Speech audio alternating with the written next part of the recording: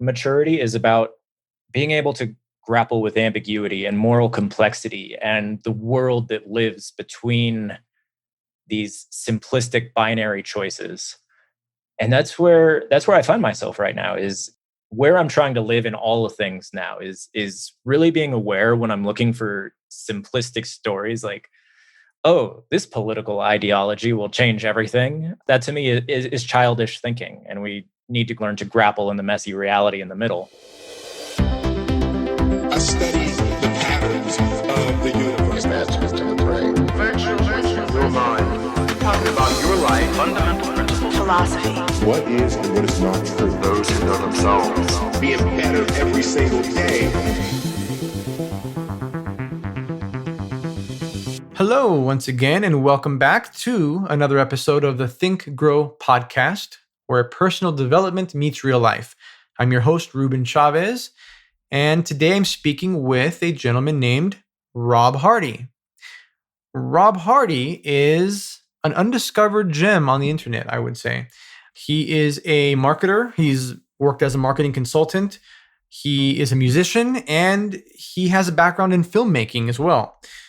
He actually has a few different businesses, but two of them that he's most active in right now are Ungated, which is a community where he helps creators find their 1,000 true fans and build a sustainable business on top of that kind of model.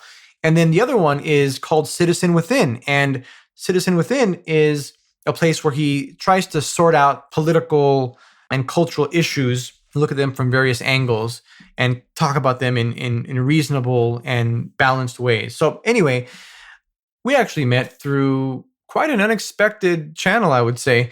I'm part of an organization called Braver Angels, and their mission is to basically depolarize American politics. So we hold meetings and work on developing the skill set necessary to have difficult and contentious conversations about political and cultural issues. So anyway, I'm at this meeting online, and I get a message from this guy named Rob, and he's like, "Hey, your name sounds familiar. Do you run the Think Grow Prosper website and newsletter?" I'm like, "Yeah, that's me." And of course, I felt like a celebrity, but also, more importantly, we ended up connecting after the meeting, and we've had a number of conversations just privately about a whole bunch of things, but a lot of the things that relate to this particular podcast episode, which have to do with values and how values can basically go awry and sometimes be expressed in extreme manners. We also talk about, in this conversation, how we might balance conflicting values and how that manifests in our personal life, and also how that scales up to kind of the political level and the social level. So anyway, we had a really interesting conversation here. We've been having, like I said, privately, these conversations, and we just decided, hey, we should have this conversation in public because these are important things to talk about. And so we don't pretend to put forth any new or novel solutions here, but we are trying to, I think, map the landscape of values, because that's really what we're talking about when we're talking about behaving a certain way. When anybody espouses a particular ideology or a particular mode of action, or prescribes a behavior to you and says, this is the way you should act, this is what you should do, what they're really saying is that these are the values that you should uphold. And so values are a super important topic to discuss for that reason, because it's true that we have a variety of values, but it's not often pointed out that these values tend to conflict with each other. So yeah, this is partly what Rob and I talk about and try to make sense of. We have a kind of a meandering conversation, but it is ultimately, I think, substantive, and I hope you get some value from it. So without further ado, here is Rob Hardy. So you shave your head because you wanted a new identity. Tell me more about that. So I think we've, like, just in like yours and my conversations, I've sort of hinted at the crazy existential transition that I've been going through mostly this year. I'm trying to pinpoint like what the underlying changes are. And I think the biggest one is moving from a life where like self coercion and self distrust and just maybe like self flagellation is at the core of how I move through life. How I motivated myself to do things and like all of that, into the opposite of that, into, I call it self love, self trust, and non coercion. And I like this is one of those things that's showing up across so many different areas of my life. Like the easiest example is with my creativity. Like before, so much of what I was doing was, I'd say, like rigidly scripted. It had to be like deeply tied to strategy. It had to be, like stick to firm marketing principles and like all of the shit that I do. But I don't know, just slowly and surely, like it felt like a prison that I was trapped in. And I got to a point over the last like half a year or so where it was like, I need to find a better way forward and a better way to live. And like, that's kind of where I'm at right now is exploring what it looks like to do things without coercion. Mm.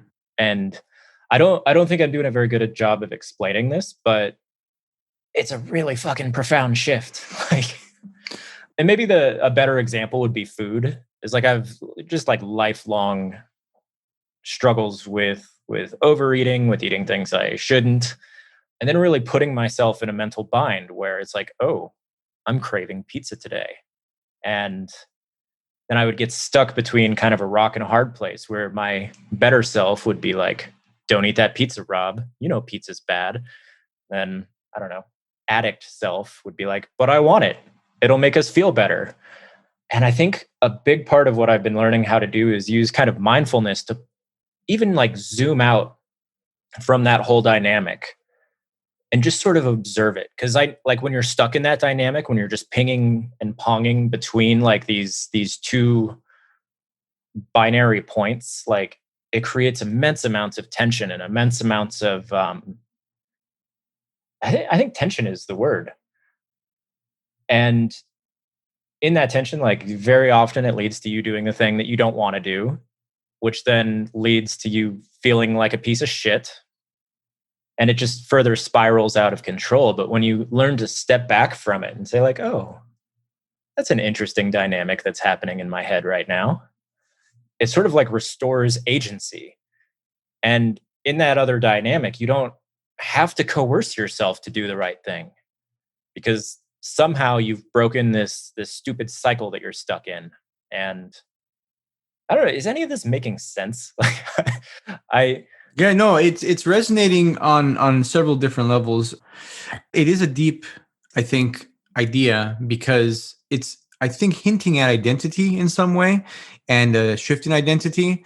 And I've always struggled with how to talk about that because I was trying to talk with my wife about that earlier this week. And I don't know if this relates at all to your experience, but I'll just say it because it's the first thing that came to mind. But it was the idea that I feel stuck in a particular identity in my work as my TGP, my Think Grow Prosper persona. And that doesn't, I feel like it doesn't allow me, it hasn't been allowing me to express my evolution as a thinker and as a writer and as someone who's just interested in different things and as someone who just evolves. And I think that it's because I'm tying my work to how people perceive it. And I don't know, I've thought several times over the past week or so of just deleting all of my work from the past since 2014 on starting with my Instagram account and just starting from maybe leaving a few posts up and just starting from scratch, because maybe that will mentally help me to shift my thinking. And because you brought up coercion and like you have to coerce yourself to do certain things when you're in a particular frame of mind. And I related to that because I feel like I have not been able to get myself to do anything. I haven't posted for weeks and I haven't even sent an email for weeks. I haven't done things because I feel, but that doesn't mean that I'm not doing stuff, because actually I'm in one of the most intellectually enriching times in my life, which is wild that that's happening. But on the other end of it, there's no output. there's a lot of input, and I'm thinking a lot of things, and I'm making a lot of connections and realizing a lot of things, but I'm not sharing any of that with the world. And I'm kind of trying to psychoanalyze myself. I'm like, why is this? Where is this disconnect? Like, why is this not happening? And I think it's because, to bring it back to what we're talking about, identity, I think it's because I don't feel like I can share it with the world, because that's not who I am in some sense. I'm supposed to be the TGP personal development guy. Like, I don't know, like I never set out to be inspirational or motivational, even from day one. I never thought of myself like that, but people somehow think it is inspirational and motivational. And that's just not what I want it to be exactly. Like, it's fine if it is, but that the point is different. And my mission is a little bit different than that. So anyway, those are a bunch of jumbled thoughts, but I don't know if that intersects with what you're talking about at all. Maybe. It feels super analogous to me because I think we talked about this the first time you and I ever met. Was I went through a similar transition where I felt like I had to make a clean break from my past business life and my past business. You're talking about the film? Yeah, my filmmaking website. And I've sort of come like full circle and reintegrated it back into my whole thing. And like that's a whole story. But I think I needed the space and the distance. I guess those are synonyms. But like I needed to create just a mental gap between that and what I wanted to do, just to explore and to see what it was like to create in a context completely separate from the one that I'd been doing for like 6 years. Because I started mine in 2015. And I don't know, that freedom was I guess it was liberating, and also terrifying. Having a blank canvas of any kind to paint on is I don't know, dredges up all sorts of anxiety and imposter syndrome and whatever else. But I think I needed that to figure out like what the hell I wanted to become. And I don't know, it kind of sounds like maybe that would be a good thing for you as well. But I remember last time you and I talked about it, you're like, no, I wanna hold on to TGP. I did say that, didn't I? I feel differently now. I don't know why. I'm remembering now that I said that, and now I'm arguing against my past self. Yeah. Well, yeah. I don't know. Tell me about that. What changed? I don't know. I guess just the realization that, or the hypothesis, I suppose, that I just put forth about my lack of output, which is that I just feel trapped in a particular persona or identity that's not consistent with the type of material that I want to put out there into the world.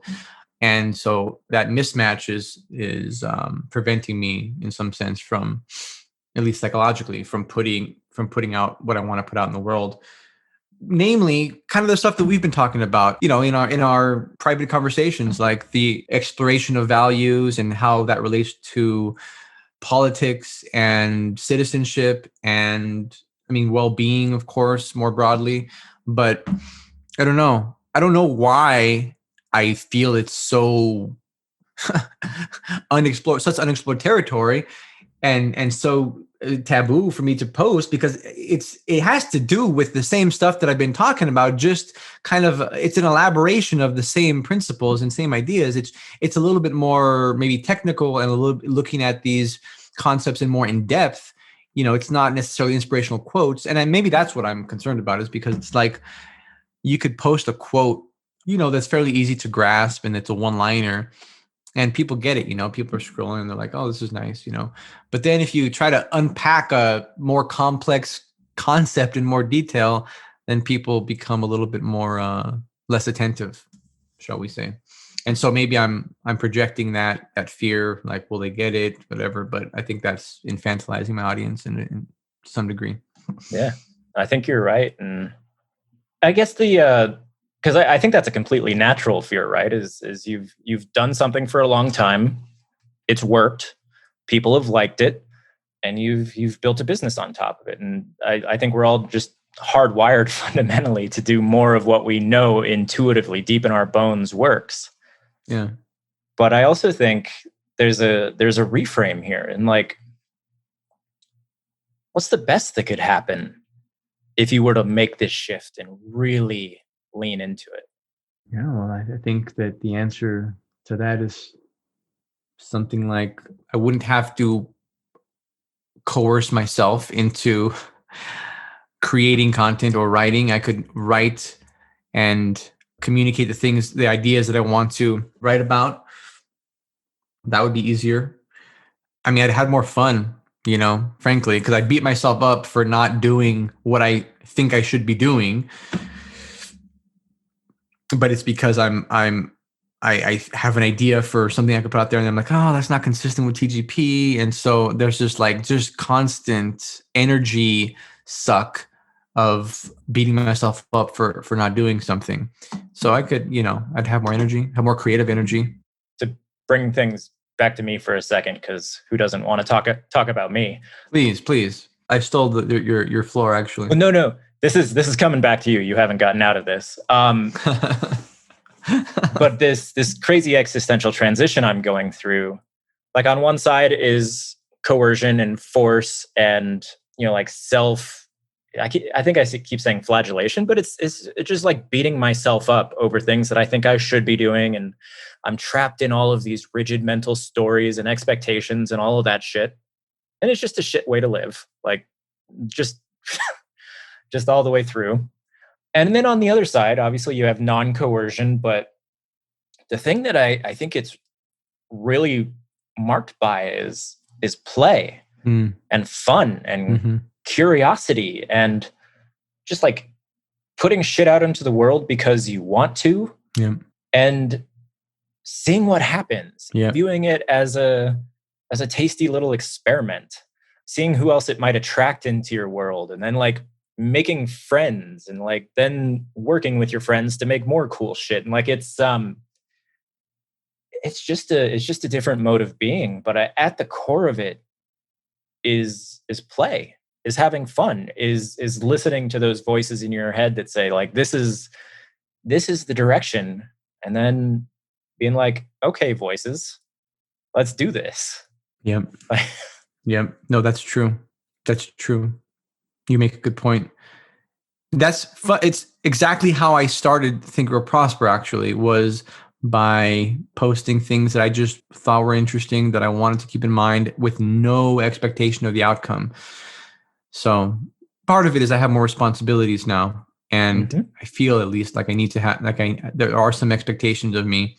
And so when determining what project I want to pursue, one consideration is it going to be worth my time, financially? But that's kind of the tension between art and commerce, I suppose. So I do need to play more.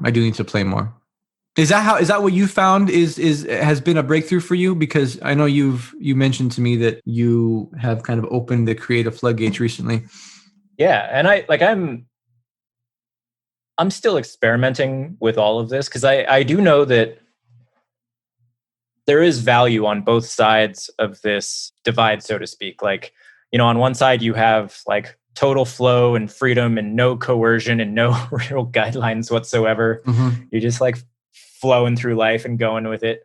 And then on the other side you have like hardcore rigidity and like top-down expectations, and it's kind of dictatorial. Yep. What I'm finding is that when I lean into like either binary with that voice in my head that's like, oh, this is the answer, that's where I inevitably go astray, because too far on one side, you don't really get anything done. And then you still end up kind of feeling like a piece of shit. Too far on the other, you're just like crushed by the weight of the rigidity, and it never works out. So I keep thinking that, I don't know, there's an essay a while ago that I read. I think it said something along the lines of like maturity, growing into adulthood, at least I guess like psychological or emotional maturity, is about being able to grapple with ambiguity and moral complexity and the world that lives between these simplistic binary choices. And that's where I find myself right now is how can I lean more towards play, but like what are the tools of rigidity? What are the structures? What are the guidelines I can bring into this new way of being that can help me still, have a consistent output, have some constraints? Because I think we all know, any of us who do creative work, that constraints are at the core of what makes it work. If you give yourself, I don't know, just too much room, it's so easy to just get lost. But but putting some guidelines around yourself forces you into a direction and to solve problems in new ways. So I don't know, like that's not really an answer, I think, but it's where I'm trying to live in all the things now is really being aware when I'm looking for simplistic stories like, oh, this political ideology will change everything. That to me is childish thinking. And we need to grow the fuck up and learn to grapple in the messy reality in the middle. And it's the same thing with my approach to business, my approach to food and health and fitness and relationships and all of these different things that matter. Because I don't know, I've lived long enough at this point, which it's not that long, but I've lived long enough to know that when I put my faith in simplistic stories and simplistic binaries, it sucks ass. Like I end up like just not having a good time or not getting what it is that I want. And I don't think that we can really get there in a meaningful way unless we're really grappling with the stuff of life and its contradictions. So What's an example of like a simplistic kind of binary or story that you told yourself that has hindered you? oh, let's see. I think the most obvious example is like it just comes back to food. And there's like I don't know how much time you've spent in the nutrition space. The amount of just like outright borderline religious dogma that gets presented as scientific fact, when in fact there's so little that nutritional science, like if you get into the weeds of it, like there's so little that's actually settled and so little that we know about how the human body processes food and how we can use food as a means to well-being and all of these things that we want. However, there's all of these dogmatic camps. You've got your keto and your paleo and your veganism and like all of these things that more than anything are stories. Like, and there's all sorts of cherry picking of scientific data and whatever, but what they're really good at is getting you to buy into what amounts to an ideology around food. Yep. And very often those ideologies come with very, very rigid expectations, very rigid rules for what's allowed, what's not allowed, what's good and true, what's bad and demonized. And throwing yourself into, and like, I don't know, I've done the paleo thing hardcore. I've done the keto thing hardcore. I've done calorie counting, like all of the fucking things. I started with the raw food diet in 2006. Oh man. Raw vegan food. It was intense, man, but that's another story. But please continue. Well, no, and I think from there, like when you throw yourself into those like hyper rigid, moralistic, borderline ideological or religious systems, they force you to kind of ignore your intuition, ignore the things that your body is actually telling you that it wants. And then it makes you feel guilty about it. And it just leads to so much mental anguish, agony, and just beating yourself up. And the fact that, all of these diets are essentially like communal in nature, like there's a group of people who are all, at least in our minds, sort of like enforcing these rules and enforcing the dogma, makes it all that much more painful when you're inevitably not able to live up to the insanely high, rigid, impossible standards that are set out. Rob, you are speaking my language, and I think you might know where I'm going with this, but you intuitively understand this framework that I've been working on, that I'm trying to kind of articulate in ever more detail. But that's such a good analogy that you just drew also, because I'm trying to kind of draw the relationship between our values and well-being and how honoring our conflicting values is actually the path to harmony. It's a new word that I just kind of, not a new word, but a word that I kind of came up with, remembered to describe what I'm getting at here, harmony, which is kind of the uniting of a whole, into a pleasing picture, and so, yeah, it's a good analogy, because if you think of us having these six basic needs, and then from there flow our values. Well, if you're stuck in any one of those needs and value structures, and you base your life only on one of those, you can think of it as being a raw vegan only. You're only getting one set of nutrients in a sense. You're only getting one thing that your body needs, one thing that is necessary for overall well-being, and ignoring, like you said, the intuition that there's something else that maybe you need, would be analogous to kind of having to repress the idea that there are other values that may conflict with the values and needs that you're basing your current life on, but that are also necessary for well-being and overall harmony. One example of that, just to bring it back to something that you were talking about before, was this idea of the balance between basically freedom and constraints. That's kind of what we were talking about. That's such an important balance that people, especially in modern people, don't appreciate as much, because we just want our freedom. We just want to do what we want whenever we want it, and that's it. I mean, that's the liberal attitude, and that's, fair enough. But it's also the case that not only are we not isolated individuals just in practice, we have constraints, we have relationships, we have purposes and goals that we need to basically be responsible to. But also we need those things. We actually need those things in order for our freedom to have any kind of meaning or purpose, So that kind of also maps onto this idea of play, the balance between play and maybe meaning, or maybe purpose, because that is kind of the balance. You need to be free to play and enjoy what you're doing and kind of let yourself discover new things, but that needs to be done within a certain constraint structure. And maybe that could take many forms, but in my case, I think it's keeping in mind what it is that you're wanting to accomplish, your legacy, the overall purpose of what you're trying to achieve, because that will enforce the discipline, the daily discipline needed to actually move yourself forward toward the goal. So it's that freedom and constraint dichotomy, I think. Yeah. What do you think about that?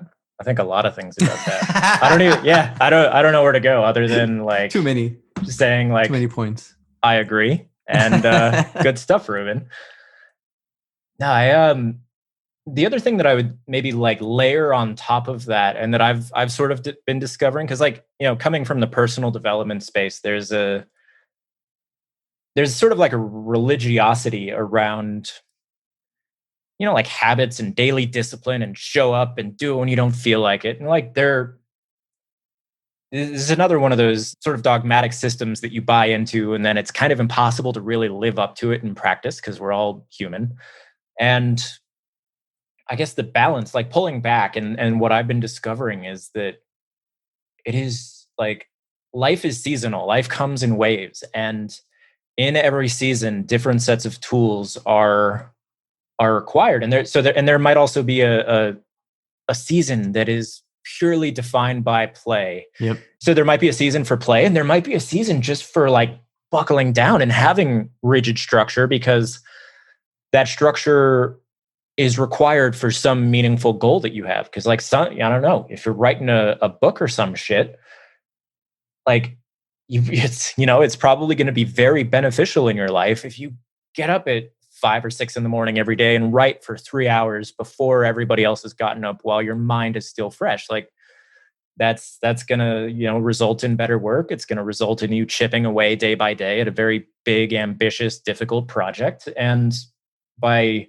ruthlessly prioritizing that time of day before, the world is imposing its demands on you, you're able to give more generously to the blank page and to your audience and whatever else, because you imposed some discipline and didn't expect it to just be a fun, playful, joyous thing. But once that book is out, and once you've gone through the tedium of book launch and marketing and going on a podcast tour, once the demands of that particular season of life are met, like that's where, I don't know, that's where you sort of go back into reflection mode, and maybe a little bit of play and a little bit of curiosity and experimentation to figure out what that next season is, and what set of tools is going to be required for you to really flourish in that new context. But I think it's when we just rigidly expect ourselves to be one certain way, do one specific thing just in perpetuity, that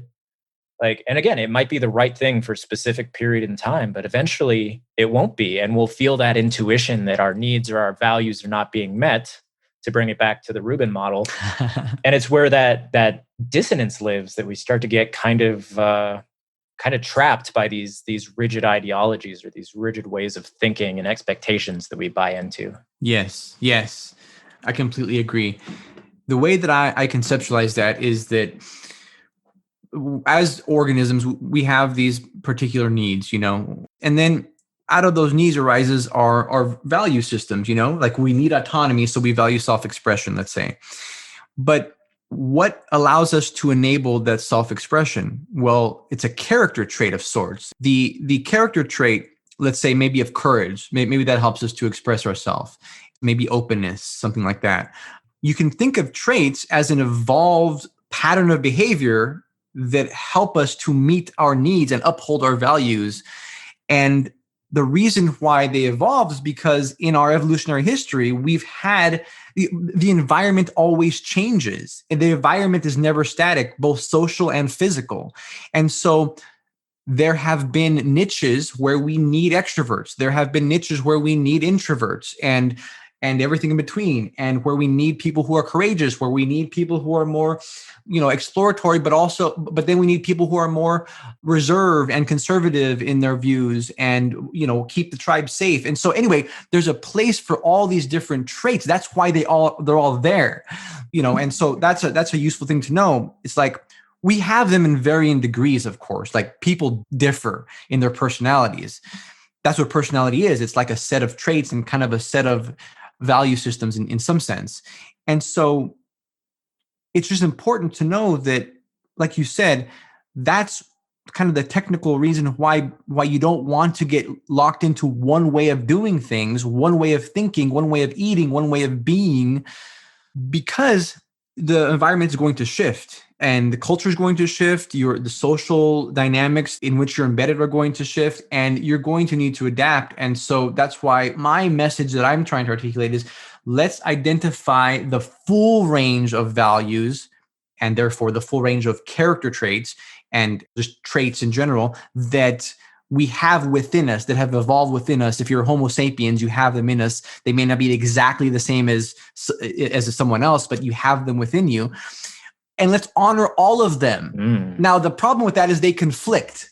Of course, some of those conflict, right? So the traits that help you uphold the values of openness and pursuing progress and exploring new territory and new ideas and all that, those are not the same traits, and in fact compete with the traits that allow you to, or that enable you to feel secure and competent and, a master of your domains in a sense, because those are two things that are at odds with each other. When you're exploring, you're a little bit uncertain of what's going to happen, and that's okay. But the point is that we have them both, and we need to unite them and integrate them so that we're a whole being, and so that we have all the tools at our disposal, I think, to navigate this complex world. So it's like, if you only have raw veganism in your in your arsenal, it's going to be difficult when there's no raw vegan food around. Yeah. Right. And so anyway, that's just some thoughts for you. Yeah. Let's come back to traits at some point soon, because I'm curious about whether you think that we can evolve ourselves into new traits, because this is something I'm thinking a lot about as I'm intentionally trying to create a new identity for myself. And like, what are the traits of like version 2.0 or 5.0 or whatever the fuck version of Rob is coming here. But I want to, I guess, pull back and talk about that tension and that dynamic between two seemingly contradictory wholes. Because I think it's true on an individual level. Like, we all have conflicting needs and conflicting values, and part of being a mature, grown-ass adult is learning to grapple with that complexity and make value judgments and decide what is proper in any given season of life, or what's worth prioritizing in any given season of life. So like, that's true on the individual scale, but it also scales up to societal level discussions. And I think about this in terms of our political context right now. broadly speaking, we have two tribes, and there's a lot of weird shit happening in our political landscape that doesn't necessarily map onto this model of the world. But broadly speaking, you've got conservatism and you've got progressivism. Conservatism as a force is very much about preserving what's worked. It's about tradition. It's about norms. It's about maintaining the status quo because, things by and large are as good as they've ever been throughout human history. Like there's a lot of doom and gloom on the news, but look at any of the data, any of really anything that's going on, and it's hard to come away thinking that we are not in the most prosperous time in the history of humanity. And then you've got on the other side of that is progressivism, which is fundamentally about looking for new models, looking for ways to address the problems with the current system that exists right now. And I think a big part of the reason that we're in such political shitstorms is we've kind of lost the, I don't know. I feel like there's a bunch of different places I could take this, but there is fundamental value in these two opposing forces grappling with each other and having some sort of system where they come together, they hash out their differences, and we incrementally move in directions that are healthier for humanity while largely protecting the things that have gotten us to where we are.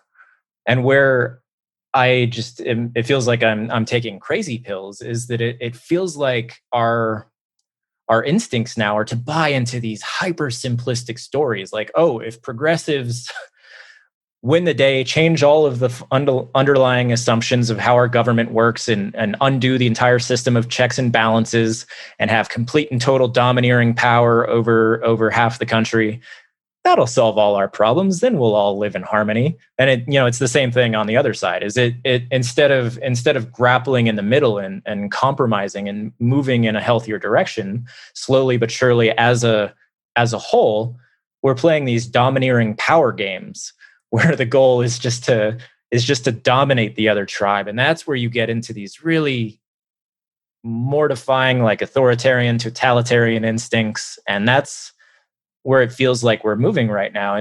But again, that feels like a systems level symptom of the same thing that's happening to us as individuals. It's when a mass of people buy into simplistic stories about how the world works, and then they start coming together as communities and cultures, and you start weaving democracy into that whole equation. The downstream effect of that is the same thing that happens when we do it as individuals. If I buy into food dogma and it ends up making me hate myself and feel like a worthless piece of shit because I can't really live up to these rules, what do you think is going to happen when you scale that up to, I don't know, to a societal level where you're putting all of this power? And that's the difference for me is once you give the government the power to enforce ideology like that and to enforce it via force, via the military, that's where shit starts getting really, really, really scary. But I don't know, to my mind, it's all a symptom of the exact same thing. It's our psychology playing out in a way that is maladaptive at scale. Yes. That's fucking terrifying. It is terrifying. And it's a complex dynamic that is fueling it, I think. But it's a really good observation, man. And that's kind of my sneaky agenda with developing this framework, is that I'm talking about well-being on the kind of individual kind of personal development level, but it does scale up. And we've talked about this before. And I think it's a useful thing to know is that these are not arbitrary political parties. They actually represent very real psychological dimensions, broadly speaking.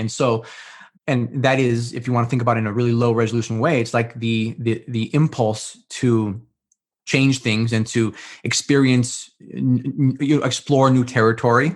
That's a very old impulse because we needed food and we didn't know where it was exactly. And then you could think on the other side is the impulse to stay safe and to keep yourself alive and to make sure that you don't do anything too risky. That's liberal and conservative, broadly speaking. And so that's a broad brush, but I think you get the idea. And so contained within those are different modes of being. Those are different modes of being. And so you mentioned something that I wanted to comment on, and well, we can take it a number of different ways. This is very exciting for me because I think about this stuff all day long.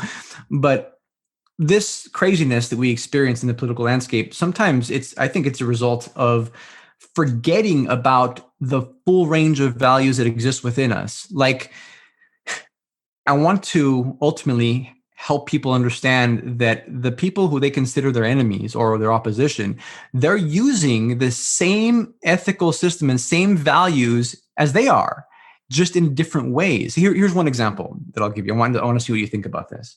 And I could give many, but here's just one that popped into my head. Conservatives, they're, broadly speaking, they want to conserve, like you said, the institutions and the traditions that have sustained us. They want to conserve culture, you could say that. Liberals criticize them for doing that. It's like, well, hey, man, we gotta progress. We have to change things up. But liberals also want to conserve something. They use the same value system. They want to conserve the environment. They want to protect it. They want to make sure that it stays the way it is. That's sacred. To liberals, environment is sacred. To conservatives, culture is sacred. They're both using this principle of conservation, just applied to different domains.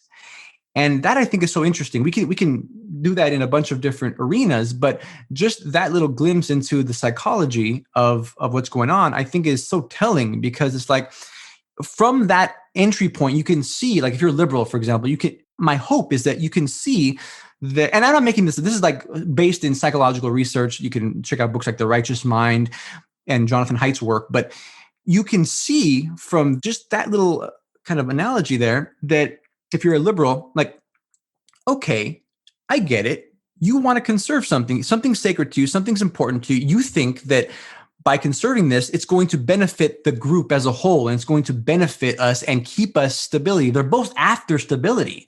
And so as a liberal, making that mental leap, I think, is a really useful thing to help you to engage with the other side in a more productive way. And the same thing with the conservatives. Conservatives, they can take that little analogy that I just gave, and they can go, okay, well, you want to preserve the environment. Why might you want to? What's the impulse there? And you might say, well, maybe it's the same as my impulse to conserve culture. Maybe it's because you think that's going to be the best thing long term for the group and to protect us.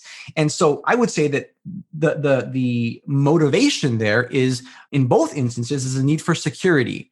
And that's our broader need for security and to stay safe and to protect things. And so one last thing I'll say here is, you can think of it, you can scale it back down to the psychological level. And if you find yourself getting judgmental about some opposition, maybe you're a liberal and you really want to change things up, and you might think that conservatives are a little bit, they're stifling. Well, think of it in your own life and think how you need both structure and freedom. Like we were talking about, you need habits and you need a daily routine. You need that. You can tell a story like the productivity gurus. You can tell the story that that's all you need, but that's not the whole story. However, you still need it, but you also need the freedom to let your day take you where it may and explore new ideas and maybe go down this path and maybe skip a meeting here and there. And so that is playing out in your individual psyche just as it is on the social landscape, but they're the same underlying value structures that are motivating both. And so I just think that's a fascinating thing to realize, is that we're all using the same values. We're just applying them to different situations. Yeah. No, this is another one of those times where I have so many different threads I want to pull. Like, one of them is a word you said a couple of times, which is sacred. This is something that I've started thinking a lot about. Like, as society as a whole has become far more secular, less religious, like it's borne out in all of the data, then you have the rise of what look on the outside like religions. Like, I don't know, I go to CrossFit, and in many ways, CrossFit is a fucking religion. You start looking at I don't know, sort of like social justice and some of like the ideology around that. In many ways, it is a religion. It's the same thing with Trumpism and like MAGA land people. Like, fundamentally, it is religion. And it gets me thinking back to this conversation about needs. Like, I get the sense that religiosity or the need to have things in the world that are sacred and communal, and having those like binary simplistic stories of good and evil, I kind of think that that's baked into us at a primal level, and that we need something to project that on in the world. And Yep. like, this feels like one of those areas where we could actually, and by and large, we have designed systems and outlets for that really primal tribal energy. And like the obvious one that comes to mind is sports. Yep. Like, sports is just like a really safe, constrained way for us to be extraordinarily tribal and bought into our affiliation with a group, and to watch, I don't know, blood sport in a way, with very often little sport, but like in a very, like, it's a finite game. It's a win-lose zero-sum game. And there's something that is just so viscerally satisfying about it. Yep. And my suspicion is that we need more avenues where we can channel that energy safely, because when it goes into politics, when it goes into religious sectarian conflict, when it goes into, very often into culture, and I think about the culture war and all of this stuff, like, it becomes fundamentally destructive, like that snowball that's rolling down the mountain that you can't really stop it, because again, it's fueled by something that is innate to who we are. And that's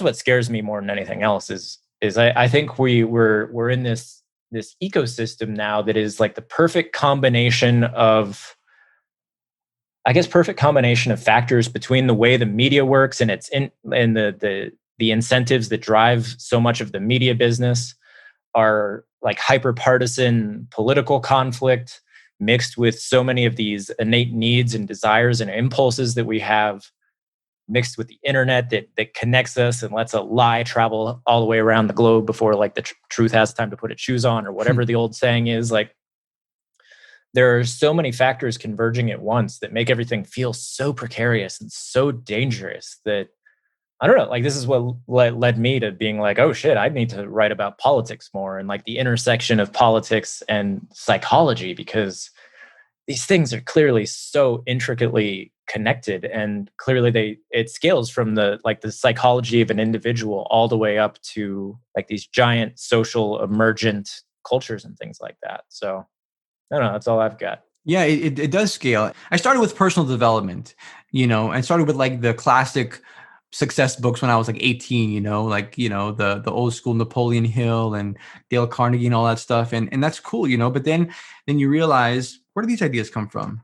And then you start to kind of trace the history of these ideas. Then you get to philosophy eventually, and then you get to classical antiquity, and then you realize, okay, so these ideas have been thought before, and people have been pondering how best to live for many, many ages, long before I was here. And then you start to realize that there's really little difference between developing yourself and personal development and figuring out how best to live in society, figuring out how to get along with other people in a cohesive system, and that's politics.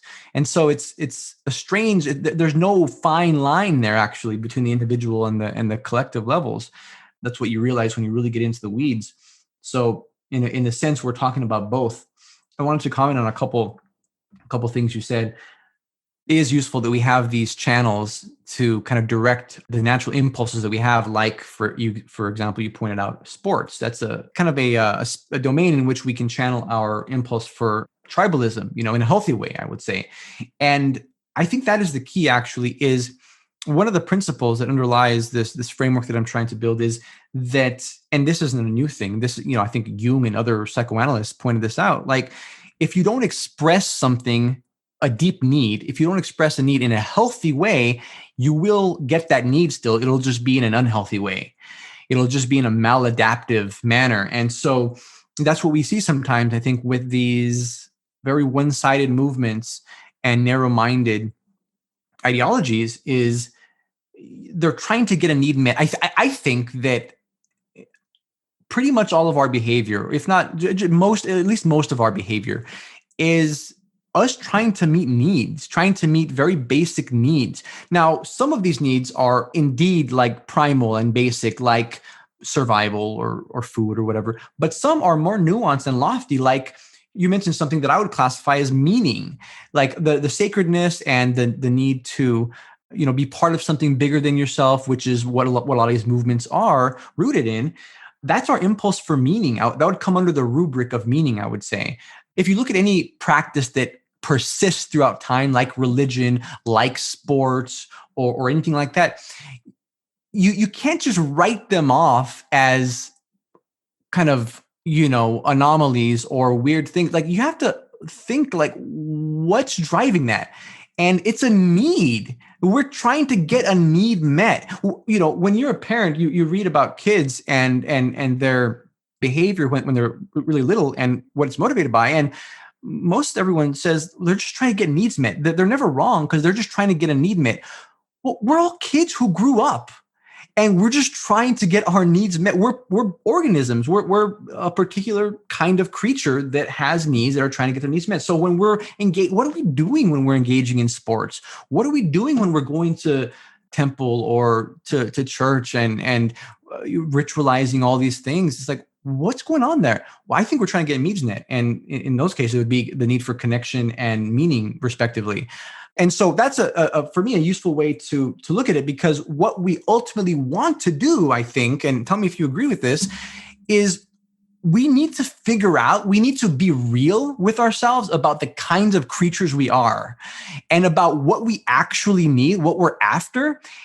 And then from that knowledge, then we can figure out how best to construct incentives, how best to construct a system, how best to live our lives from the actual hard facts about what kind of creatures we are. Sometimes I think we try to abstract from just ideals or something. And this is kind of a popular tradition in philosophy, but maybe there are eternal principles, maybe there are eternal ideals, but I think practically those have to emerge out of the kinds of creatures we are and the things that we actually need, And so if we don't come to terms with that, then the other side, the opposition, is just going to seem crazy to you, because you're going to say, oh, they're off the rocker. But no. They're trying to get their needs met just as you're trying to get your needs met. The conservative is trying to get some sense of security, some sense of stability. And in fact, that's what they are specialized for temperamentally, personality-wise, When the liberal is trying to get their need for, let's say, novelty and change and freedom and autonomy met. These are basic, very deep needs that are not something that developed over the last 500 years since the Enlightenment. No. They go back hundreds of thousands, millions of years in different forms. Obviously, we have different triggers today for these needs, but they developed over a very long evolutionary history. So, man, I say a lot of shit at once. That was a good Ruben rant. Like, I'm a fan. Hey there, I wanted to take a quick moment to tell you about one of our sponsors for this show, Skillshare. I love learning new skills and keeping my mind sharp. Skillshare is by far one of my favorite ways to do this. It's an online learning community with thousands of different classes for creative and curious people. You can take classes on writing, photography, cooking, productivity, social media marketing, and much more. As many of you know, I've been working on a book. A while back, I took a couple writing classes on Skillshare, one by essayist Roxane Gay and another by Simon Van Buie, who's an author. And I was just blown away by the depth and clarity and practicality of these classes. Both really helped me to hone my skills and improve my craft. Skillshare is all video-based and it's all self-paced, which I love.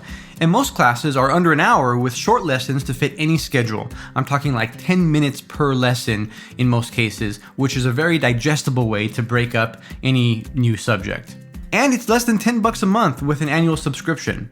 So explore your creativity at Skillshare.com/thinkgrow. And if you visit that link, you'll get a free trial of their premium membership. That's Skillshare.com/thinkgrow. I think you just hit the nail on the head of something that is like extremely fucking important, which is like ruthless, radical self-awareness about what we are at our core. Because again, like, I think man's or like humankind's greatest superpower is our ability to deceive ourselves and our ability to spin up stories about who we are that aren't actually in accord with like what we are deep down, or like what we are biologically or psychologically. And until we grapple with the fact that we're neither good nor bad, I don't know. There's a line from Alexander Solzhenitsyn in the Gulag Archipelago.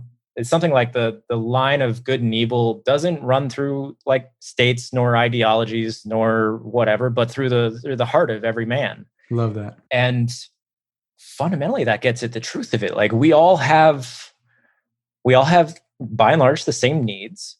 We have all sorts of different ways that we could meet them. Some that are adaptive and that move us collectively towards a healthier, more vibrant future, and some that are extraordinarily maladaptive that look like they're going to drive us as a species like right off the cliff.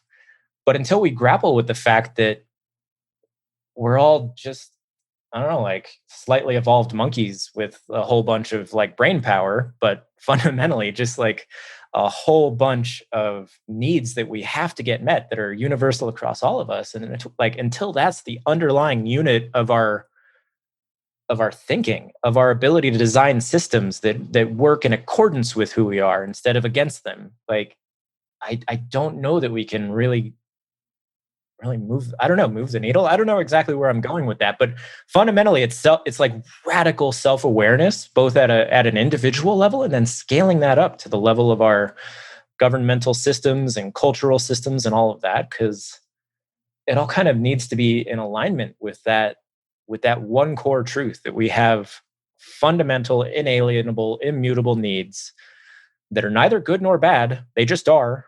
There's no reason fighting it. Right. And yeah, I don't know. Yeah, it's only on the foundation of the knowledge of who we are that we can transform ourselves or evolve into the kind of creatures that we ought to be given our current cultural circumstances.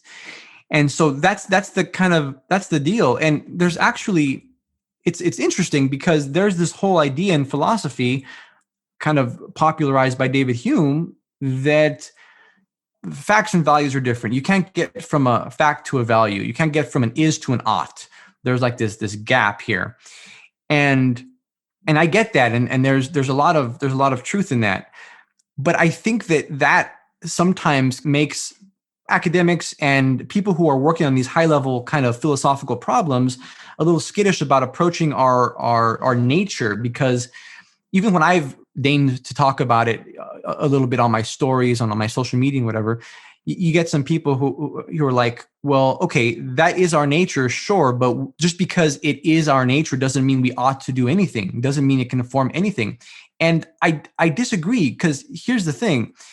It's not that our nature says that's what we should be doing, but it does help inform what steps to take, and it helps inform what it is that we should be doing given our current environment. That's how nature and nurture work together. It's the nature part, and then how we interact, how that interfaces with the environment is what we have to figure out how to do. And so one example of this is like, yes, it is the case that we are wired to, let's say, gorge on large amounts of sugar should we encounter it, because that was beneficial in a particular environment. But just because that is the case doesn't mean that we should do that now. But knowledge of that feature of human nature allows us to be more aware and self-aware. So when we encounter sugar, we can go, oh, I'm wired to do this. I should actually do something different, maybe restrain myself in this case, since I live in an environment that has an abundance of sugar and too much of it is actually unhealthy.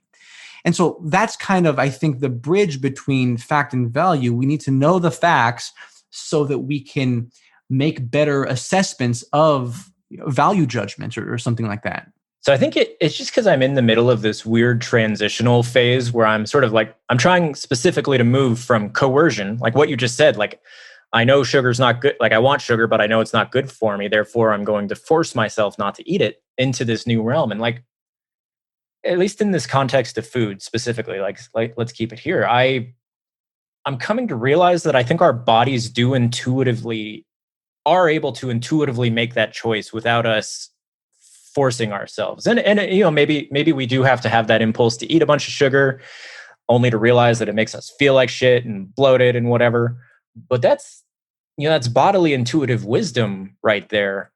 But once we're trapped in this state of coercion where we're beating ourselves up, where we're telling ourselves all sorts of stories about this, like it drowns out a lot of that wisdom about what is good and about what is nurturing and healthy and what will lead to vitality. So I do think that model that you just presented, like it feels like it's rooted in coercion and force as a means of getting ourselves to do virtuous things. When I don't know, I'm starting to think that we can intuit our way and play our way into these virtuous nurturing behaviors. And I don't like, again, like this is entirely new territory for me because my entire life up to this point has been defined by that coercive state of being. But I don't know, I'm slowly learning to trust that, there's wisdom in the body. There's wisdom in our emotional impulses to point us towards what is good and meaningful and what will fulfill our needs and get us to where we want to go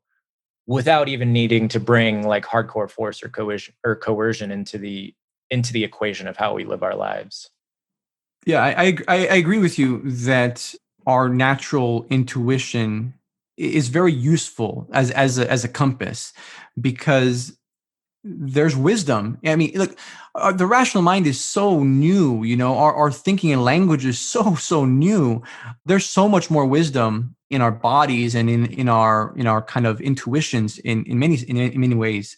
And so I agree with you there. But I guess all I'm saying is that there's two sides to the equation. There's the natural impulses, which I would categorize again under the rubric of what is and what our nature actually is. And if we lean too much on that, then that could lead us into dangerous territory, because simply for the fact that we're in a different environment that our genes evolved in.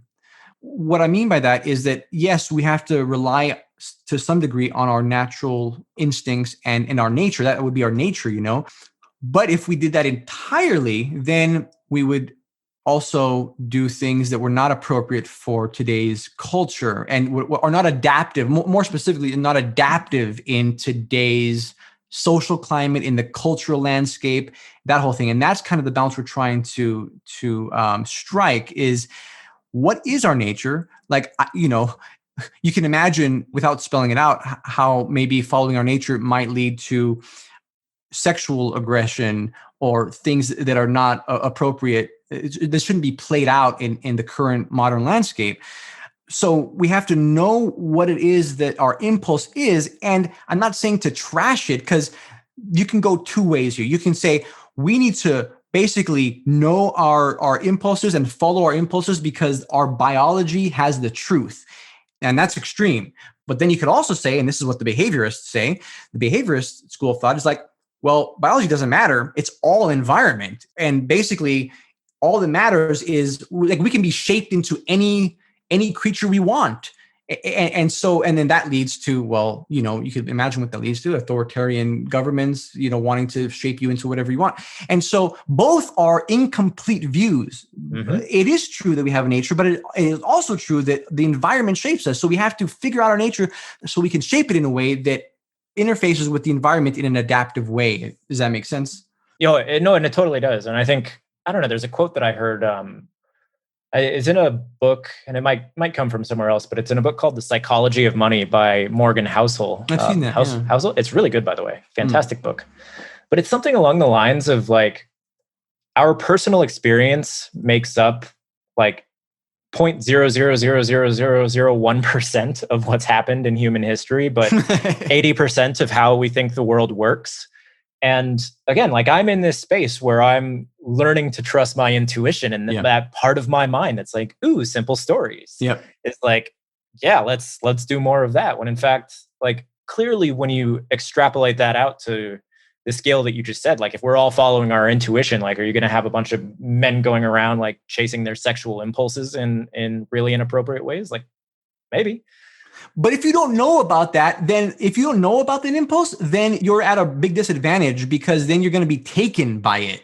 That's kind of Carl Jung's idea of the shadow, is that if you're not in tune with like that dark impulse, then you're going to be surprised when it crops up on you, and you act in ways that are crazy, that are erratic. You know what I mean? So the idea is knowing, like you said, knowing who we are, and then using that information to develop ourselves into who we should be.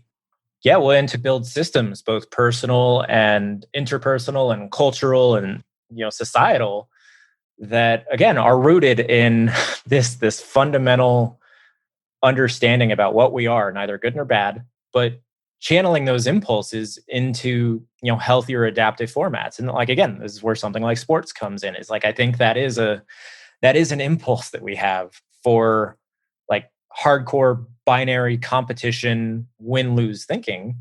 But again, like it can be channeled into something that is, I don't know, like it feels to me like it's constructive, it's fun, it's a great outlet, and all of these things. The other thing that you just like, I don't know, talking about the like shadow work, like and I'm thinking a lot about this now as we scale back up to the level of societies, is like thinking about the red tribe and the blue tribe, or however you want to characterize this.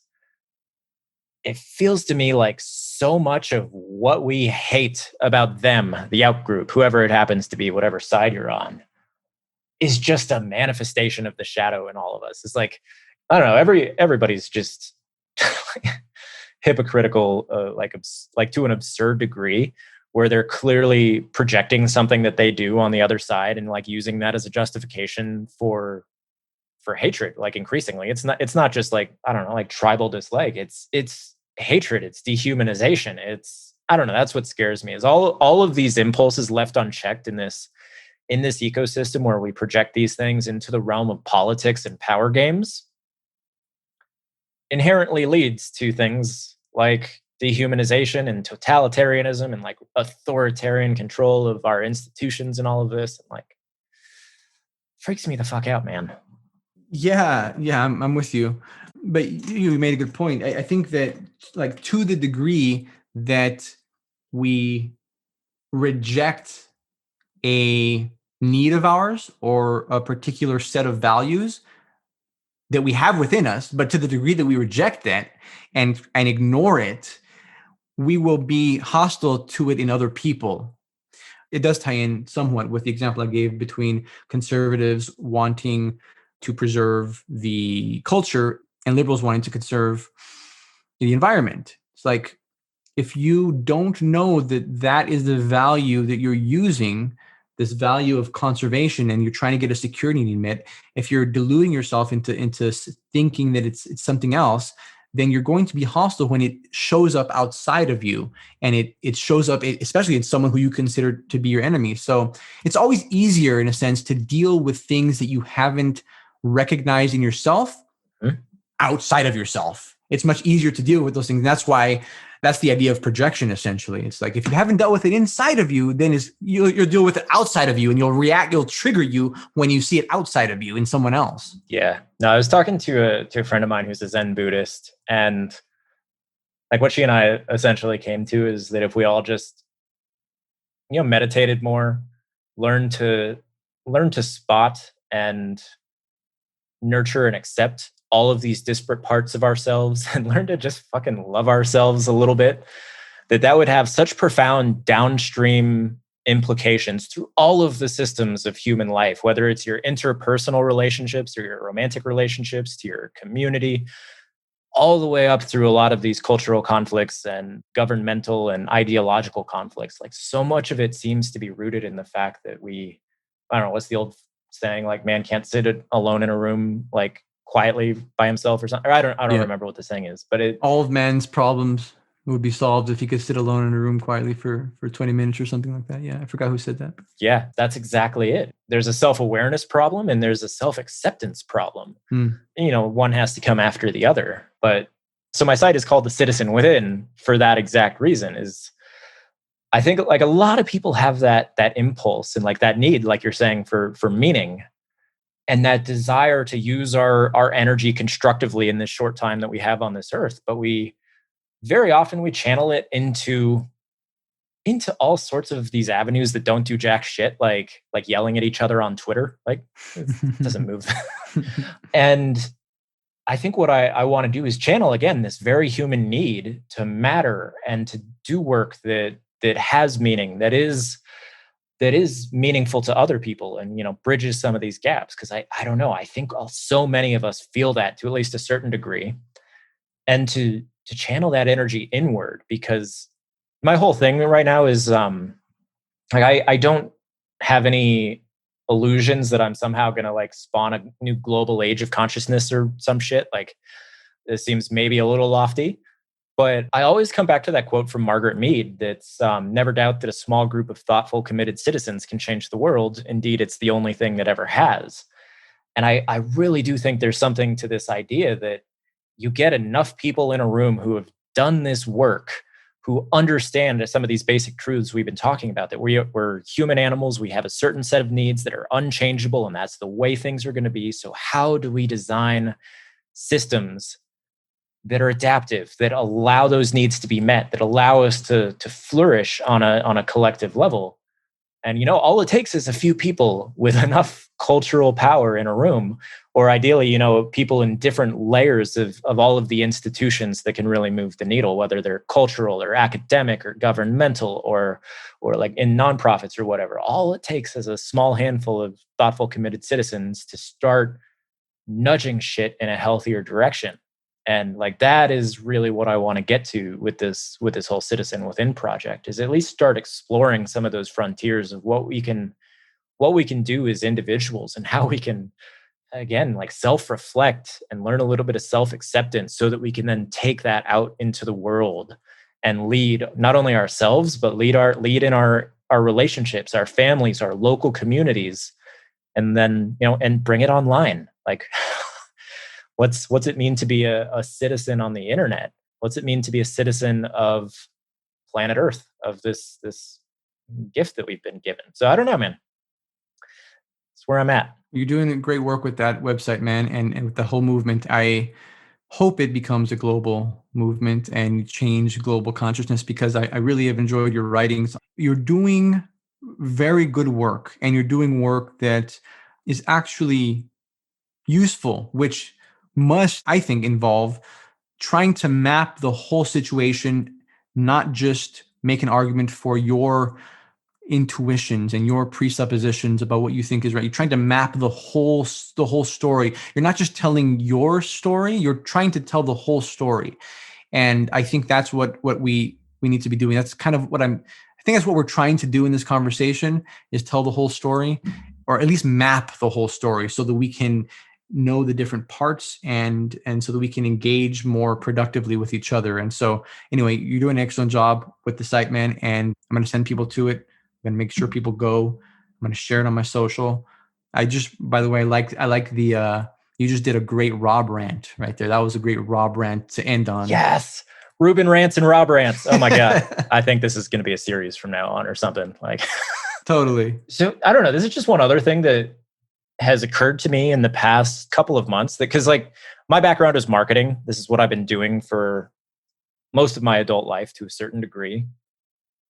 And I'm starting to realize that there is a fascinating synchrony, overlap, or just like a marketing is fundamentally about telling stories and like earning people's attention and injecting stories into their minds in some way or another. And like, I'm realizing that is such an important skill for all the citizen within work that I'm trying to do. And I don't know exactly how to grapple with that, or how to bring marketing skills into that arena.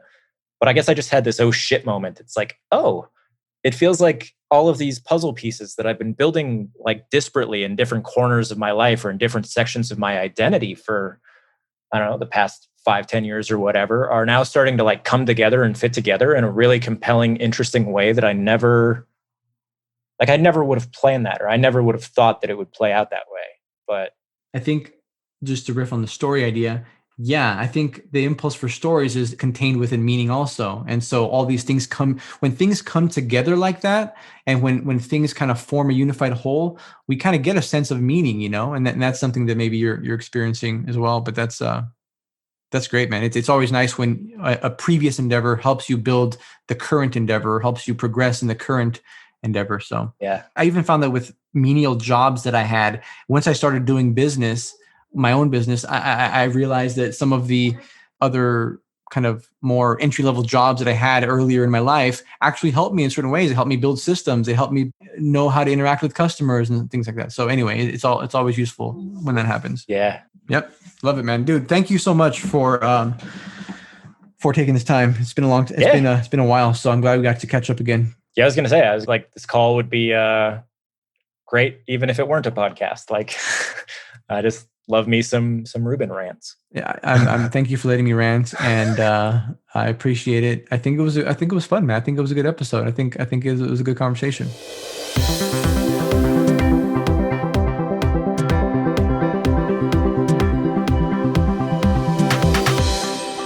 Hey, thanks for listening. You can find the show notes for this episode and all other episodes on my website at thinkgrowprosper.com/podcast. That's where I put all the links and resources mentioned in each episode. It's also where I put the outlines of topics covered, which is a really good way to refer back to episodes in the future. Lastly, if you enjoyed this episode, I'd love to hear about it. Feel free to leave a review on iTunes with your biggest takeaway. I make it a point to read all the reviews. You can also screenshot this episode and share it to your social media along with something you learned or found interesting. And tag me in your post because I'd love to see what you found interesting. Say hi and thank you for your support.